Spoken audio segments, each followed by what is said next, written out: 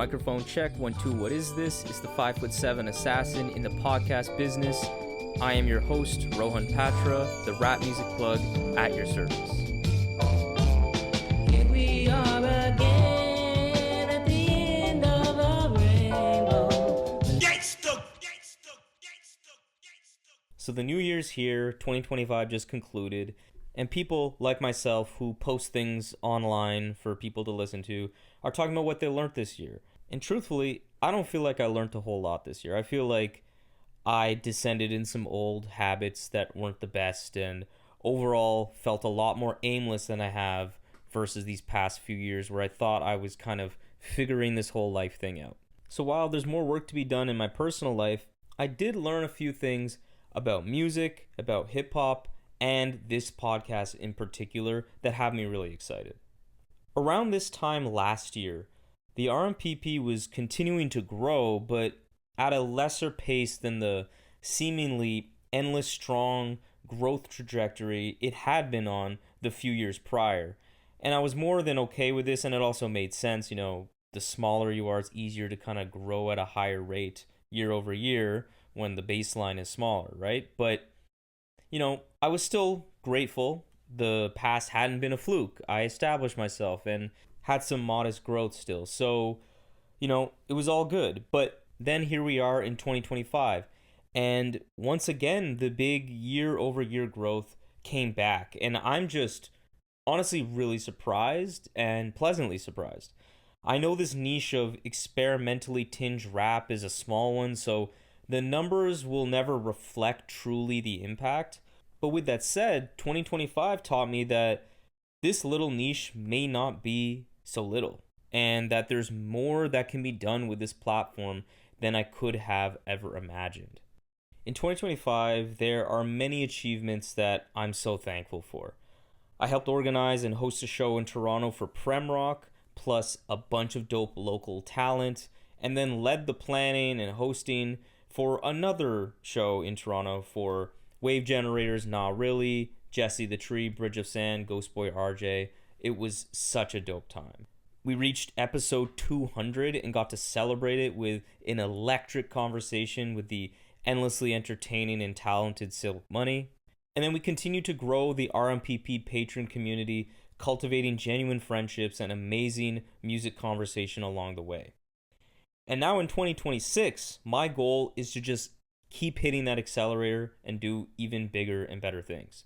That means better live events, bigger guests, and more collaborations with the many interesting journalists in this space that do such good work. I really want to focus on doing more of that this year. But now, without further ado, what you're all here for, the most prestigious event in all of indie hip-hop music. Let's dive into what defined my 2025 in music.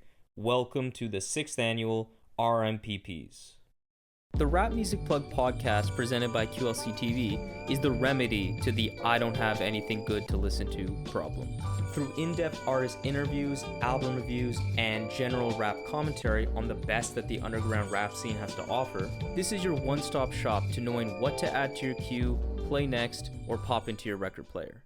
Welcome to the show. In 2025, it was another strong year for rap and music at large across all genres. In particular, I feel like the younger crop of underground artists really impressed the hell out of me in a way that I don't think I've experienced in past years.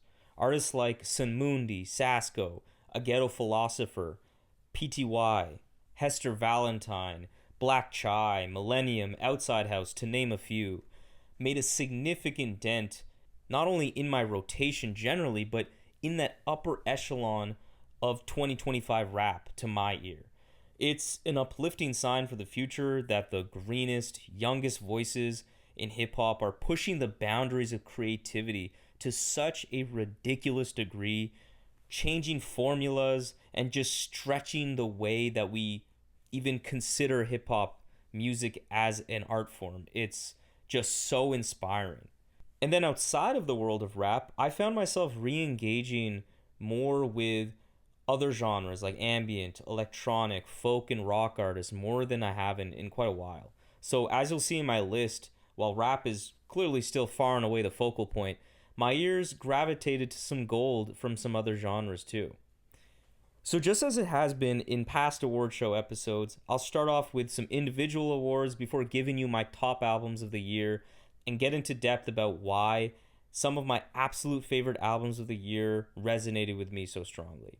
And then finally, a new wrinkle for this year is that I'll also play some short voice submissions from RMPP patrons. Those are folks that are subscribed to the show, members of the Discord community I mentioned earlier, where I'll give them the floor to speak to what their album of the year was and why. So now with that said, let's start with my individual awards. Let's get into Beat of the Year.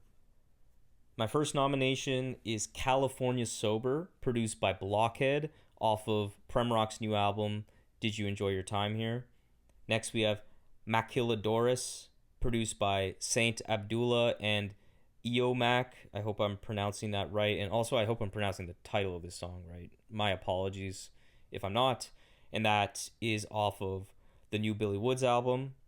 Next we have MTT produced by Pharrell, off of the Clips album, Let God Sort 'Em Out. Stenography, produced by DJ Haram, off of her latest album, Beside Myself.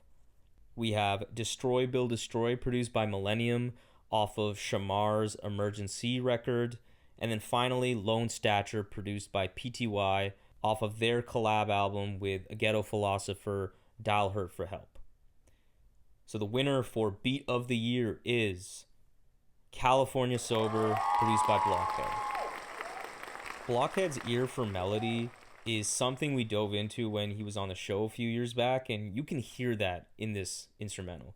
It's so clear in how he put this record together. There's a melancholy in the melodies here that is so rich and evocative emotionally, and that dynamic percussion adds such color and gorgeous layers to what is my favorite beat on an album full of my favorite beats. Just incredible work from Blockhead. Okay, now let's get into Hook of the Year.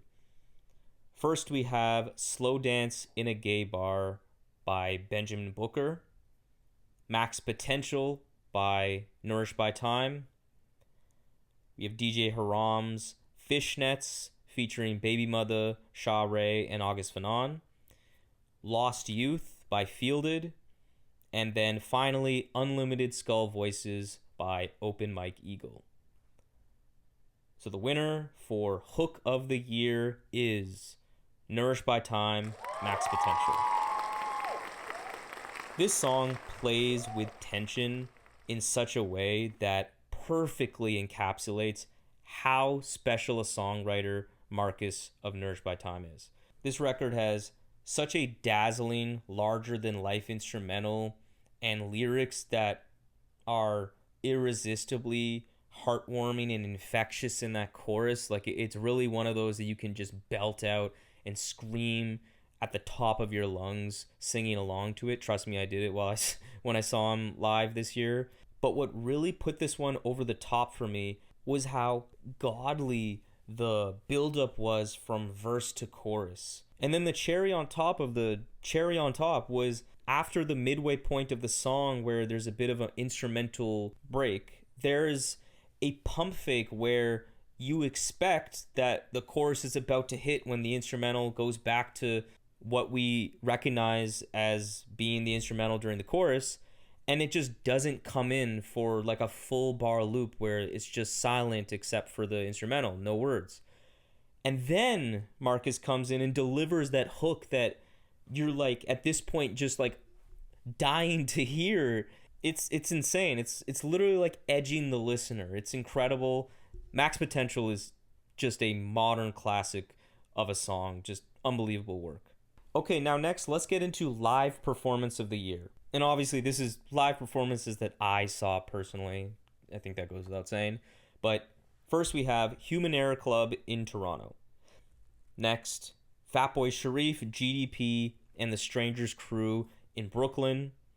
Kendrick and SZA in Toronto. Nourished by Time in Toronto. And then No Worries in Toronto. So, my winner for live performance of 2025 is Human Error Club.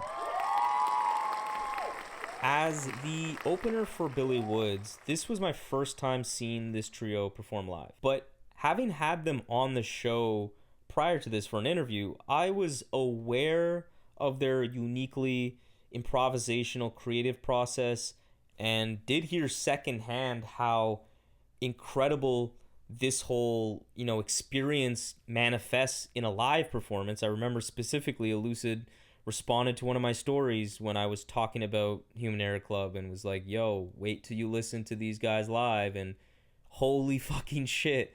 Despite high expectations, I was not prepared for what I was about to see. No Human Error Club live performance is the same. They're all unique pieces. So, in real time, you could see them noodle and kind of jam their way until they found a particular groove or a particular combination of sounds that in their, mind meld kind of artistic, brilliant connection of theirs realized was special all at the same time. And so when this unspoken handshake took place, they just immediately locked in to that musical idea and just brought it to such cool places, great climaxes. It was amazing seeing that all kind of play out live. It was an unforgettable experience, just truly unbelievable. If you have the opportunity, you gotta check these guys out live. Okay, now we move to best performance in a supporting role. So first we have Def C on Emergency off of Shamar's album of the same name. Shrapnel on Electric Kool-Aid off of The Experts' Vivid Visions album. Turich Benji on Say Thank You from Fly Anakin's The Forever Dream.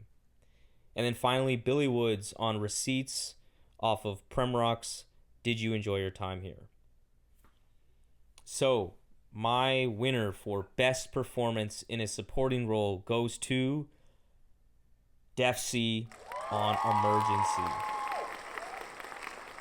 On a truly batshit crazy, chaotic instrumental from Outside House, Def C pours his heart out with a flurry of lyrics that nakedly expose difficulties he's dealing with in his personal life. Like, it's one of those verses where you hear it and in a good way, this is truly complimentary, you are wondering if you should really even be hearing this. Like, you're wondering if this is just too personal to be even like released. Like, it was truly something else. And as dense as a verse as this can be, as emotionally charged as a verse like this can be and was, it was delivered with such a skillful ease. Like, he's just such a natural communicator. So every single haymaker of a line that he drops just immediately connects, immediately sticks, and doesn't feel like too much, despite the deeply heavy and uncomfortable subject matter that it's wading in. It's a truly scene-stealing performance. Okay, now let's get into rap performance of the year. First, we have Silk Money on the Jury Duty Seafood Boil Bag from the Life Jennings Paperwork Party. I love those song titles.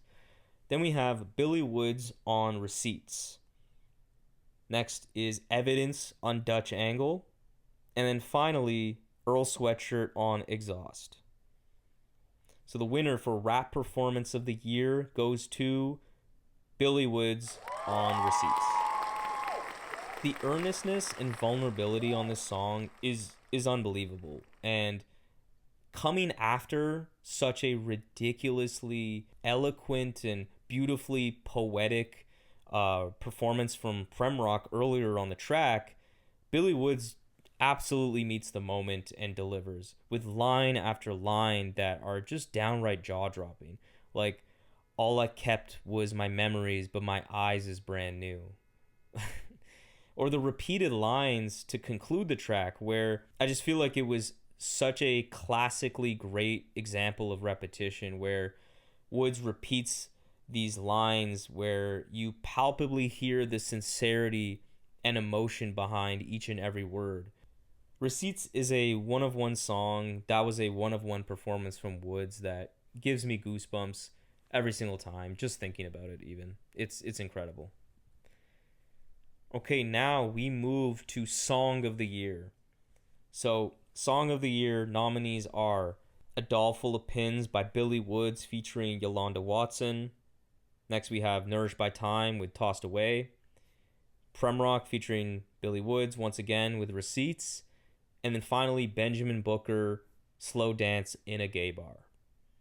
So the winner for Song of the Year 2025 goes to Nourished by Time, Tossed Away. On an album that ended up being one of the best of the year, Tossed Away is one of the best songs in Marcus's short yet remarkable career thus far. The ebb and flow of the melodies on this song, the push and pull, they just whisk you away as you get lost in this sea of dreamy guitars and gorgeous synths, punctuated by a hook that is so damn arresting, so captivating. It's pure magic, man, seriously. Alrighty, now we are down to our last two individual awards, and they're the big ones, Producer of the Year and Rapper of the Year. So let's start with Producer of the Year. First nominee is Child Actor. Next we have PTY. Thirdly, Kenny Siegel, August Fanon, and Preservation. And so, the winner for Producer of the Year 2025 goes to Child Actor. A now two-time back-to-back winner of this award, Child Actor has been on an absolute tear these past couple of years. I can't count how many times I'm listening to an album for the first time and find myself being blown away by a beat, immediately go search up the credits to find that, oh, obviously Child Actor did that one. His trademark sound of woozy, warped, psychedelic samples have dominated the underground hip-hop scene for a while now, but I find it's this year that showcased there's even more that Child Actor can do. His placements in particular on Navy Blues, Sword and the Soaring showcase some neat percussion elements that made beats like Orchards truly one of his best pieces yet. And finally, his latest front-to-back produced album with De Niro Ferrar continued this trend with updates to the Child Actor formulas that were remarkable, making that one of the best produced albums of the year. Child Actor possesses a sound that is so uniquely experimental, yet simultaneously provides a canvas that is inviting to a rapper where they feel at ease and afforded the space to not only give their absolute best, but oftentimes open up in a way that they maybe don't always do or don't always to that degree, given the often emotional rawness that his beats typically entail. He's the rare combination of a producer who can push boundaries and yet still simultaneously pull out the special stuff from the MCs he works with. Pardon the interruption, but if you're watching this on YouTube, please hit the subscribe, like the video, and hit the bell as well. And if you're checking this out on podcast platforms, please follow the show, leave a rating, leave a review if possible. This will help the algorithm do its thing and get more people tapped in. Thank you so much. Now back to the show.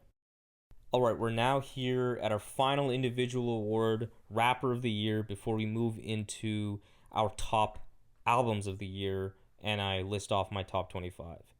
So, first Rapper of the Year nominee goes to Billy Woods. Next we have Premrock. Next we have Teller Banks. And then finally, the last nominee is Gabe Nandez. So, the award for the Associated Rap Music Plug Podcast's Rapper of the Year 2025 goes to Premrock. Premrock's 2025 was his busiest yet. Starting off the year with Did You Enjoy Your Time Here in Q1, continuing with the ridiculous Triple Steel Beam collection as part of Shrapnel in the summer, and killer features throughout the year, this guy's music dominated my headphones. What cemented Premrock as that guy for me this year is how naturally vulnerable he comes across in his music and how much I just resonated with it so much. He routinely breaks down feelings of existentialism, self-doubt, with a degree of openness akin to music's greatest singer-songwriters. In 2025, he put on wax such a degree of flexibility in his style, showcasing mastery as one of the genre's strongest emotional writers, while also flexing his muscles in shrapnel as a true rap technician, dominating songs with a tight flow and commanding voice. He gave us sharp lyrical blades in that Triple Steel Beam collection and delivered one of the best albums not only of this year, but of the decade in Did You Enjoy Your Time Here? So there's really not much more I could ask for. Premrock's music soundtracked my year. Okay, now we are moving to the RMPP 25, my top albums of 2025 across all genres of music. So I'm going to go through my list from 25 all the way up to 1, and as we get closer to the top, I'll give a brief explanation for why those resonated with me the most on a personal level. And then outside of that, you can see a full list of my top 100 albums on my website. The link will be in the episode's description. And here we go. Okay, here is the RMPP 25. At number 25, we have Shrapnel and Obliv with Armature. At 24, we have Freddie Gibbs and the Alchemist, Alfredo 2. Next at 23, it's A$AP Rock, Black Hole Superette. At number 22, Teller Banks, Drug Money. Next at 21, GDP and Fatboy Sharif's Endocrine. At 20, Yaya Bay, Do It Afraid. 19, Young Morpheus and Dirty Art Club, A Spyglass to One's Face. 18, Tomorrow King's Salt. 17, Evidence with Unlearning Volume 2. And number 16, Black Milk and Fat Ray's Food from the Gods. 15, we have Benjamin Booker, Lower. At 14, A Ghetto Philosopher and PTY's Dial Hurt for Help. At 13, Pink Sifu with Black Antique. 12, Fly Anakin, The Forever Dream. At 11, we have Shamar, Emergency. And now we are in our top 10. So at 10, we have Open Mike Eagle, Neighborhood Gods Unlimited. Next at 9, we have Sinmundi and Sasko with Contacting. 8, Navy Blue, The Sword and the Soaring. At 7, we have Earl Sweatshirt, Live, Laugh, Love. At 6, Silk Money, Who Waters the Wilting Giving Tree Once the Leaves Dry Up and Fruits No Longer Bear. And then now moving into the top 5, we have Arm & Hammer with Mercy. Okay, we're getting closer and closer to the 1. At 4, we have Gabe Nandez and Preservation, Saltilege. This record really defined an incredibly affirming, rewarding trip I had in NYC this past summer. Saltilege released as I was in the city, and I was blessed to meet Gabe and Preservation in the flesh at the album's listening party in this cool local bar there. It was awesome seeing Gabe rap along to his shit in the booth, getting to meet him for a second time in person, and witnessing how much he's grown as an artist and the rise and acclaim for his work that he's experienced since that first time we met back in, I believe, 2023. And then meeting Preservation was a great experience as well, because I was blown away by how personable and how kind he was, and really just meeting these guys who created this album added a certain context and just innate feeling that I got when I listen to this album now that just makes it feel really memorable to me, because I just love that feeling knowing that the creators of the music you love also are really good dudes. And on this record, Gabe just glides on these instrumentals with the lyrical skill of a guy who's honed his craft for many years, but also has this like cool of a surfer and the wisdom of a prophet.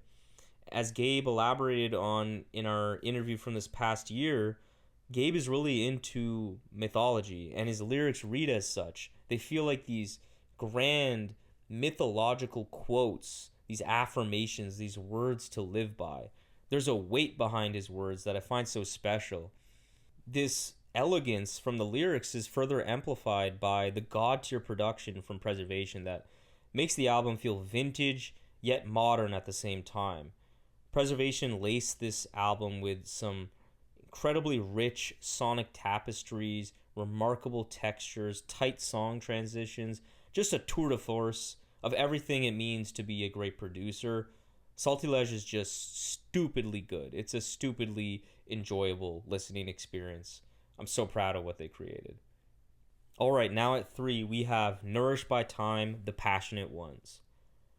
Marcus of Nourished by Time has been a rising star ever since his breakout album Erotic Probiotic 2 in 2023.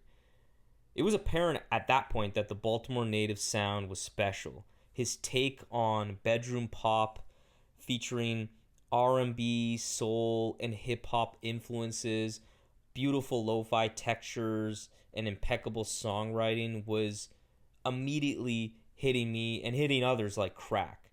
Every single project of his since really Erotic Probiotic 1, the EP, has been incredible. And now with the most eyes on his work than ever before, The Passionate Ones is really his coming out party.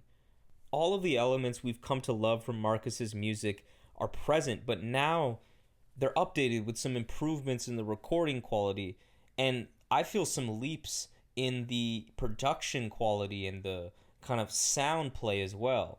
The Passionate Ones is an audio injection of joy that isn't based in escapism and instead feels rooted in direct conversation with our current socio-political context. It's an album that's grounded in real love and actually giving a shit about things that matter. While melancholy at times, there's a palpable positive energy that overcomes me when I listen to this, that makes me feel in a real way. Something that has been increasingly more difficult in a year for me that was the most scattered and stressful that I can remember. So I particularly appreciate this. Marcus is a one-of-one songwriter, a legend in the making. I don't use these terms lightly, I promise. The Passionate Ones is another masterpiece, a phenomenal addition to his bulletproof discography, and a great entry point to the malnourished, uninitiated. Okay, now we are getting into number 2. The number 2 album of the year goes to Premrock, Did You Enjoy Your Time Here? In contrast with Premrock's work in Shrapnel, his solo records tend to be more introspective, but even with that said, his latest solo really takes the cake in that department. On Did You Enjoy Your Time Here, Premrock sounds like a guy trying to make sense of the world and his place in it, and he does so with remarkable coherence, opening up so genuinely and authentically.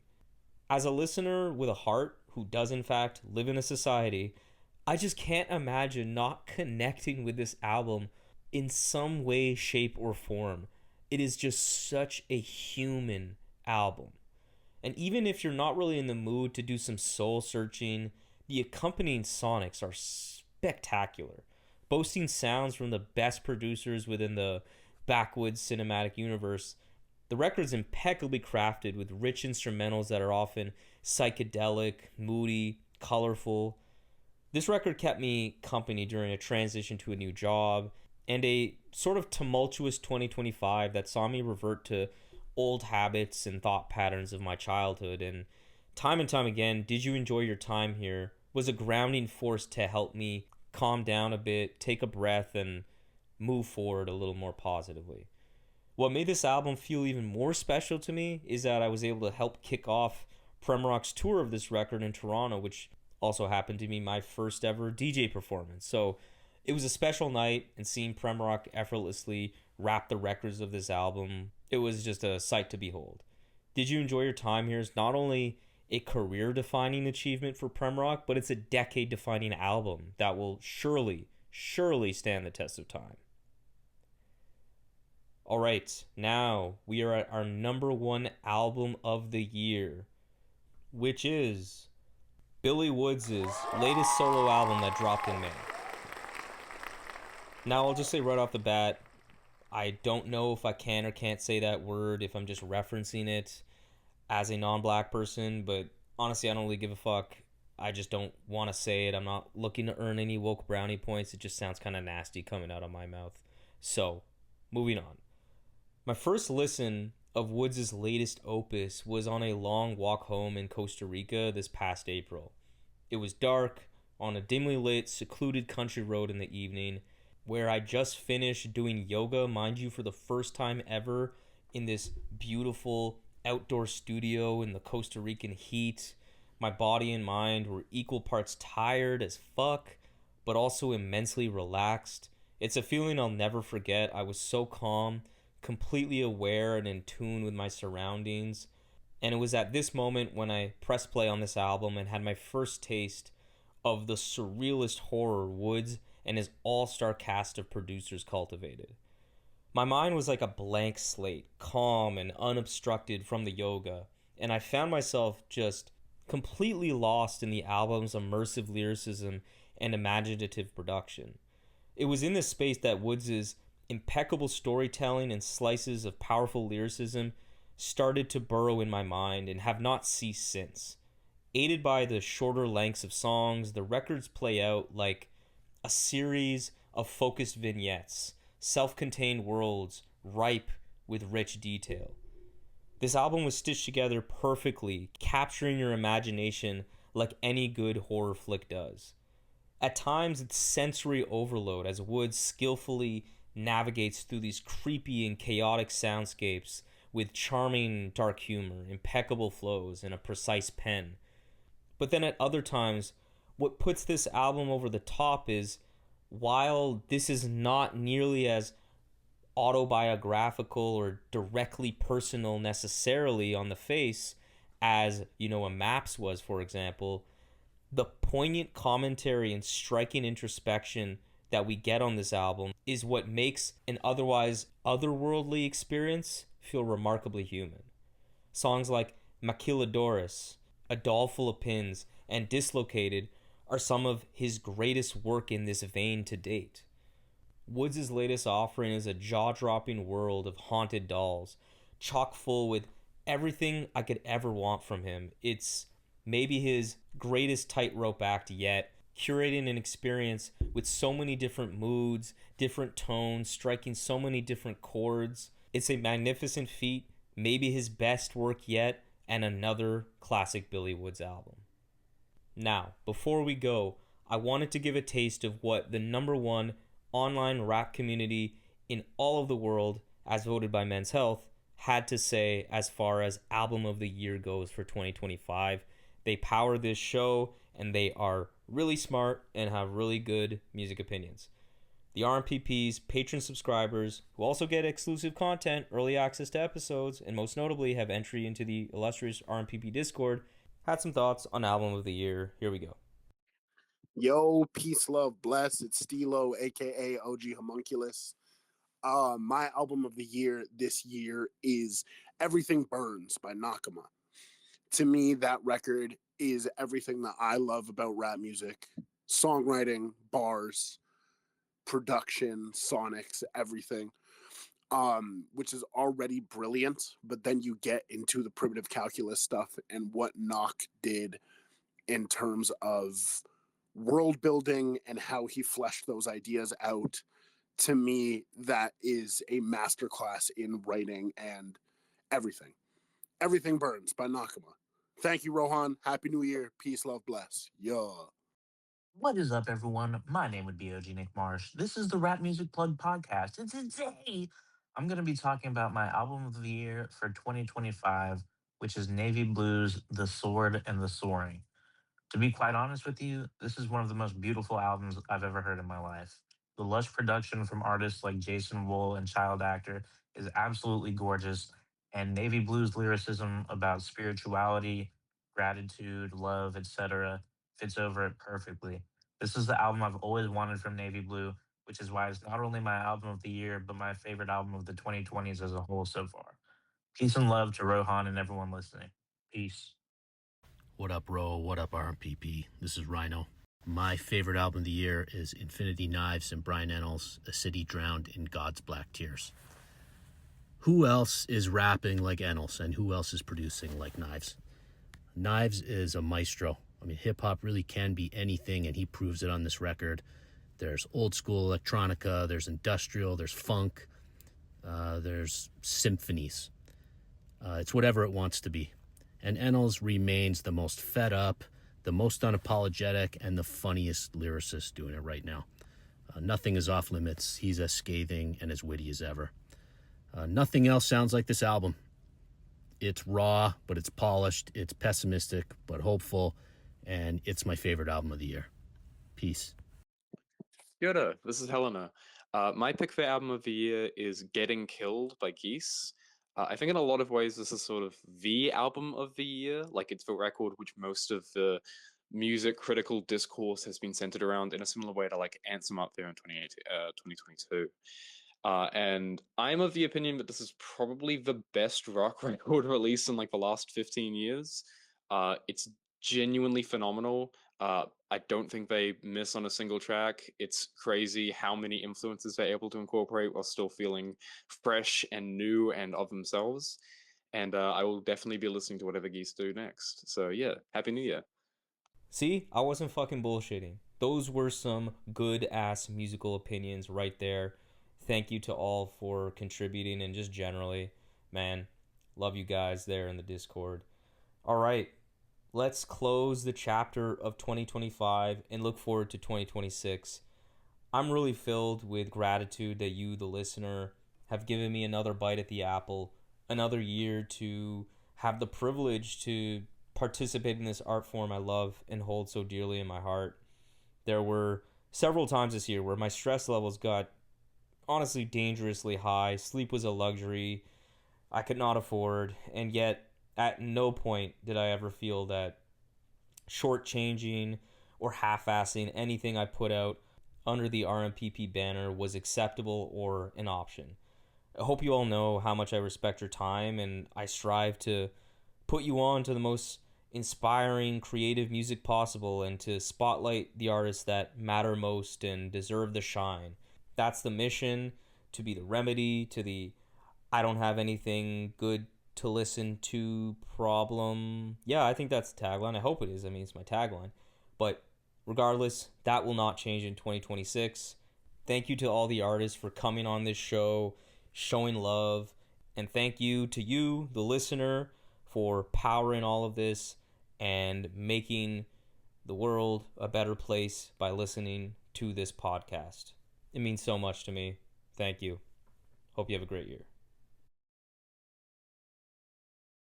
Thank you for listening to another episode of the Rap Music Plug podcast.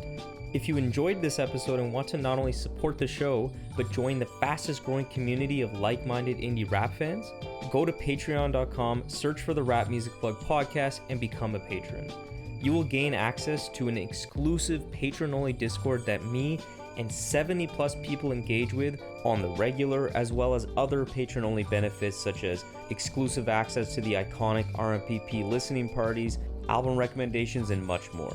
So if you have any questions about any of the Patreon stuff, or just want to keep tabs on the show, interact with me on rap music and all the great stuff that we can talk about, follow me on Twitter and Instagram at rapmusicplugpod, or shoot me an email at qlctv.podcast@gmail.com. You can also rate and review the show on Apple Podcasts and subscribe on YouTube and Spotify as well. But that's enough self-promotion for this episode. I hope you enjoyed it. Peace.